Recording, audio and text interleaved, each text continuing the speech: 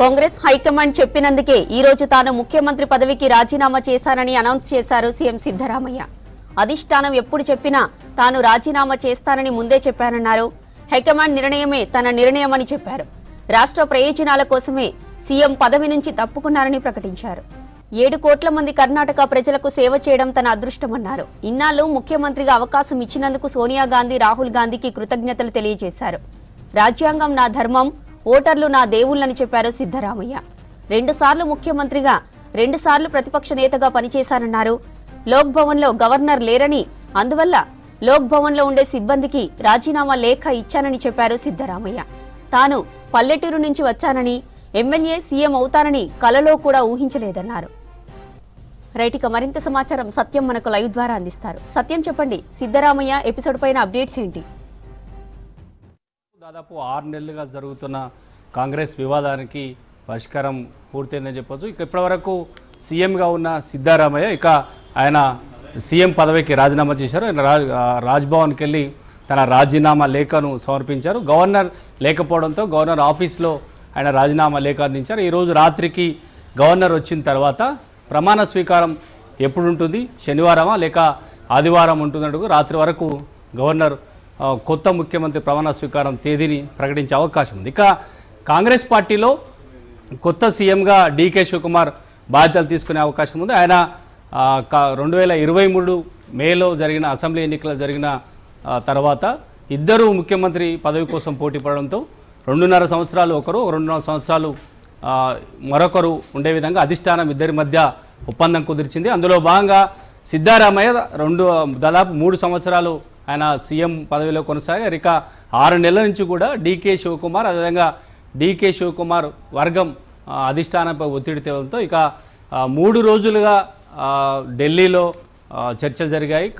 కర్ణాటక కాంగ్రెస్ పార్టీకి సంబంధించిన కీలక నేతలంతా కూడా ఢిల్లీలో అధిష్టానంతో చర్చించిన తర్వాత సిద్ధరామయ్యను రాజీనామా చేయాలని చెప్పడంతో ఆయన ఈరోజు ఆయన సీఎం పదవికి రాజీనామా చేసి తాను కర్ణాటకలో అత్యధికంగా దాదాపు 8 ఏళ్ళు సీఎం పదవిలో కొనసాగాను. అధిష్టానం ఏది చెప్తే తాను అది చేయడానికి సిద్ధంగా ఉన్నాను. అధిష్టానం సూచన మేరకే తాను సీఎం పదవికి రాజీనామా చేస్తున్న ప్రకటన చేశారు. ఇక ఈ ఇద్దరు ఈరోజు రాత్రికి ఢిల్లీ వెళ్తున్నారు. సిద్ధరామయ్య ఇప్పటికే ఢిల్లీకి రాత్రికి బయలుదేరుతున్నారు. ఇక డీకే శివకుమార్ కూడా ఢిల్లీకి వెళ్ళే అవకాశం ఉంది.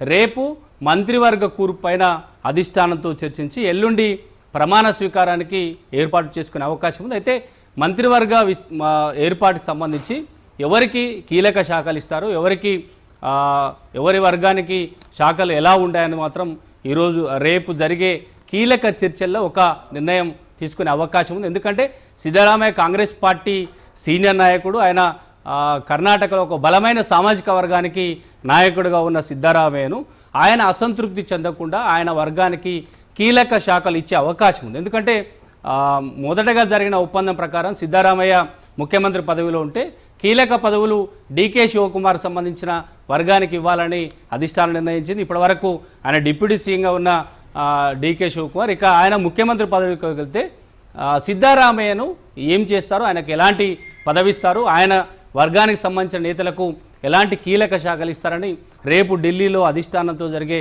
కీలక సమావేశంలో ఒక నిర్ణయం తీసుకునే అవకాశం ఉంది. ఇక సిద్ధరామయ్యను పార్టీ ఏ విధంగా వాడుకుంటుంది, కేవలం ఏఐసిసి పదవి కేటాయిస్తుందా లేదంటే రాజ్యసభ ఆఫర్ చేసినట్టుగా కూడా ప్రస్తుతానికి పార్టీలో చర్చ సాగుతుంది.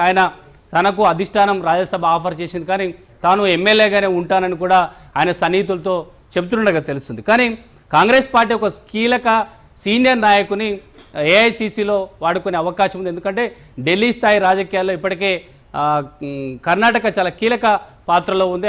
ఆ పార్టీకి సంబంధించిన నేత ఏఐసిసి అధ్యక్షుడిగా ఖర్గే కొనసాగుతున్నారు.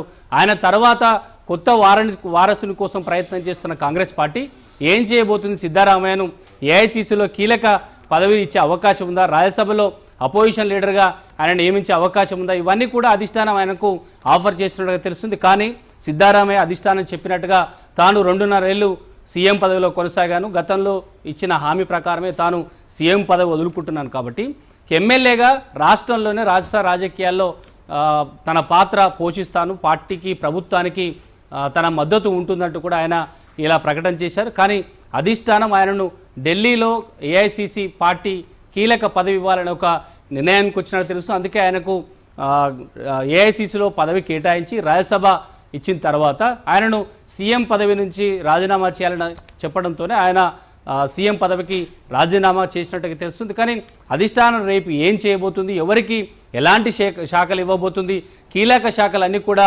సిద్ధరామయ్య వర్గానికి ఇస్తుందా లేదా డీకే శివకుమార్ సీఎంగా బాధ్యత తీసుకున్న తర్వాత కీలక శాఖలు తన దగ్గరే ఉంచుకుంటానని ఆయన చెప్తారా, ఇవన్నీ కూడా రేపు ఢిల్లీలో జరిగే అధిష్టానం వద్ద జరిగే కీలక సమావేశంలో ఇవన్నీ నిర్ణయాలు జరుగుతాయి. ఎల్లుండి ప్రమాణ స్వీకారం జరిగే అవకాశం ఉంది. ఒకవేళ ఇది ఒక కొలిక్కి రాకపోతే శనివారం కానీ లేదంటే ఆదివారం రోజు ప్రమాణ స్వీకారం జరిగే అవకాశం ఉంది. ఇక దాదాపుగా 6 నెలలుగా జరుగుతున్న కర్ణాటక కాంగ్రెస్లో వివాదానికి తెరబడింది. సీఎం మార్పు సంబంధించి 6 నెలలుగా ప్రతి నెల ఏదో ఒక వివాదం కాంగ్రెస్ పార్టీ ఢిల్లీకి చేరేది, ఢిల్లీలో చర్చలు జరిపేది. 6 నెలలుగా కూడా ఇది వివాదం కొనసాగుతూ వస్తుంది. ఇక సిద్ధరామయ్య సీఎం పదవికి రాజీనామా చేయడంతో డీకే శివకుమార్కి సీఎం పదవికి లైన్ క్లియర్ అయింది. ఇక మంత్రి పదవుల కూర్పుకు సంబంధించి మాత్రమే ఇంకా రేపు చర్చలు జరిగే అవకాశం ఉంది. కాబట్టి రేపు ఢిల్లీలో జరిగే కీలక సమావేశంలో కర్ణాటక సంబంధించి అంశాలకు సంబంధించి ఒక క్లారిటీ వచ్చే అవకాశం ఉందని చెప్పొచ్చు. జ్యోతి, కాంగ్రెస్ హైకమాండ్ చెప్పినందుకే ఈ రోజు తాను ముఖ్యమంత్రి పదవికి రాజీనామా చేశానని అనౌన్స్ చేశారు సీఎం సిద్ధరామయ్య. అధిష్టానం ఎప్పుడు చెప్పినా తాను రాజీనామా చేస్తానని ముందే చెప్పానన్నారు. హైకమాండ్ నిర్ణయమే తన నిర్ణయమని చెప్పారు. రాష్ట్ర ప్రయోజనాల కోసమే సీఎం పదవి నుంచి తప్పుకున్నారని ప్రకటించారు. 7 కోట్ల మంది కర్ణాటక ప్రజలకు సేవ చేయడం తన అదృష్టమన్నారు. ఇన్నాళ్లు ముఖ్యమంత్రిగా అవకాశం ఇచ్చినందుకు సోనియా గాంధీ, రాహుల్ గాంధీకి కృతజ్ఞతలు తెలియజేశారు. రాజ్యాంగం నా ధర్మం, ఓటర్లు నా దేవుళ్లని చెప్పారు సిద్ధరామయ్య. 2 సార్లు ముఖ్యమంత్రిగా, 2 సార్లు ప్రతిపక్ష నేతగా పనిచేశారన్నారు.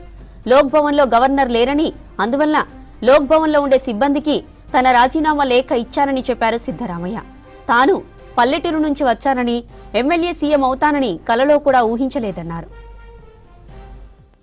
మేనిఫెస్టోలో తాము ఏం చెప్పామో అన్ని హామీలు చేశామన్నారు. ఇచ్చిన 5 గ్యారంటీలను అధికారంలోకి వచ్చిన ఫస్ట్ ఇయర్లోనే పూర్తి చేశామని చెప్పారు. తలసరి ఆదాయంలో దేశంలోనే కర్ణాటకను మొదటి స్థానంలో నిలిపామన్నారు. జీఎస్టీ వసూళ్లలో దేశంలోనే కర్ణాటక నంబర్ 2 స్థానంలో ఉందని చెప్పారు. రాష్ట్ర ప్రజలకు ఇచ్చిన హామీలను నెరవేర్చడానికి చిత్తశుద్దితో కృషి చేశామన్నారు సిద్ధరామయ్య. హామీల విషయంలో మాట తప్పలేదన్నారు. ప్రతిపక్షాలు తన గురించి తప్పుడు ప్రచారం చేశారని విమర్శించారు. ప్రధానమంత్రి మోదీతో సహా తనపై దుష్ప్రచారం చేశారని చెప్పారు. ఇక జీఎస్టీ వసూళ్లలో తాము 2వ స్థానంలో ఉన్నామని, మహారాష్ట్ర మొదటి స్థానంలో, కర్ణాటక 2వ స్థానంలో ఉందన్నారు. అంతకుముందు డీకే శివకుమార్తో కలిసి సిద్ధరామయ్య బెంగళూరులోని లోక్ భవన్కు వెళ్లారు. కర్ణాటక గవర్నర్ ప్రత్యేక కార్యదర్శి ప్రభుశంకర్కు తన రాజీనామా లేఖ అందించారు. ప్రస్తుతం గవర్నర్ తావర్చంద్ గెహ్లాట్ అందుబాటులో లేకపోవడంతో గవర్నర్ ప్రత్యేక కార్యదర్శికి రాజీనామా లేఖ ఇచ్చారు సిద్ధరామయ్య. ఇవాళ రాత్రికి బెంగళూరుకు రానున్నారు గవర్నర్ తావర్చంద్ గెహ్లాట్. కర్ణాటకలో అధికార మార్పిడి ఖాయమైంది. ముఖ్యమంత్రి పదవికి రాజీనామా చేస్తున్నట్టు ఉదయం అనౌన్స్ చేశారు సిద్ధరామయ్య. ఉదయం బెంగళూరులో తన ఇంట్లో జరిగిన బ్రేక్ఫాస్ట్ మీటింగ్లో కేబినెట్ సహచర మంత్రులకు తన రాజీనామా నిర్ణయాన్ని వివరించారు. ఉదయం సిద్ధరామయ్య ఏర్పాటు చేసిన బ్రేక్ఫాస్ట్ భేటీలో ఇంట్రెస్టింగ్ ఘటన జరిగింది. డిప్యూటీ సీఎం డీకే శివకుమార్ సిద్ధరామయ్య కాళ్లు మొక్కి ఆశీర్వాదం తీసుకున్నారు. ఆ తర్వాత ఇద్దరు నేతలు ఆత్మీయంగా ఆలింగనం చేసుకున్నారు. ఈ ఫోటోలు సోషల్ మీడియాలో వైరల్గా మారాయి. అంతకుముందు సిద్ధరామయ్యతో డీకే 30 నిమిషాలకు పైగా ప్రత్యేకంగా భేటీ అయ్యారు. సిద్ధరామయ్య రాజీనామాతో డీకే శివకుమార్ ముఖ్యమంత్రి అవుతారని ఆయన వర్గీయులు చెబుతున్నారు. కొంతమంది మంత్రులు కూడా నెక్స్ట్ సీఎం డీకేనే అని ప్రకటించారు. ఇప్పటికే డీకే ఇంటి దగ్గర ఆయన వర్గం నేతలు, అభిమానులు సంబరాలు చేసుకుంటున్నారు. స్వీట్స్ పంచుకొని విషెస్ చెప్పుకుంటున్నారు. ನಾನು ಮುಖ್ಯಮಂತ್ರಿ ಸ್ಥಾನಕ್ಕೆ ರಾಜ್ಯಪಾಲರ ಭವನದಲ್ಲಿ ರಾಜೀನಾಮೆಯನ್ನು ಸಲ್ಲಿಸಿದ್ದೇನೆ. ರಾಜ್ಯಪಾಲರು ಊರಿನಲ್ಲಿಲ್ಲ. ರಾಜೀನಾಮೆ ಪತ್ರವನ್ನು ಅವರ ಕಚೇರಿ, ಅವರ ಕಾರ್ಯದರ್ಶಿ ಅವರ ಬಳಿ ಕೊಟ್ಟಿದ್ದೇನೆ. ನಾನು ಮೊದಲಿನಿಂದಲೂ ಹೇಳ್ತಿದ್ದೆ, ಹೈಕಮಾಂಡ್ನವರು ಯಾವಾಗ ಸೂಚಿಸ್ತಾರೆ ಆವಾಗ ರಾಜೀನಾಮೆಯನ್ನು ಕೊಡುತ್ತೇನೆ ಅಂತ ಹೇಳಿದ್ದೆ. ಅದರ ಪ್ರಕಾರ ಮೊನ್ನೆ ಹೈಕಮಾಂಡ್ನವರು ರಾಜೀನಾಮೆ ಕೊಡಿ ಅಂತ ಹೇಳಿದ ಮೇಲೆ ಹಾಗಾಗಿ ಇವತ್ತು ರಾಜೀನಾಮೆಯನ್ನು ಸಲ್ಲಿಸ್ತಾ ಇದ್ದೇನೆ. ರಾಜ್ಯಪಾಲರು ನನ್ನ ರಾಜೀನಾಮೆ ಪತ್ರವನ್ನು ಅವರು ಬಂದ ಮೇಲೆ ಅಂಗೀಕಾರ ಮಾಡ್ತಾರೆ ಅಂತೇಳಿ ಸಂಪೂರ್ಣ ವಿಶ್ವಾಸ ಇದೆ.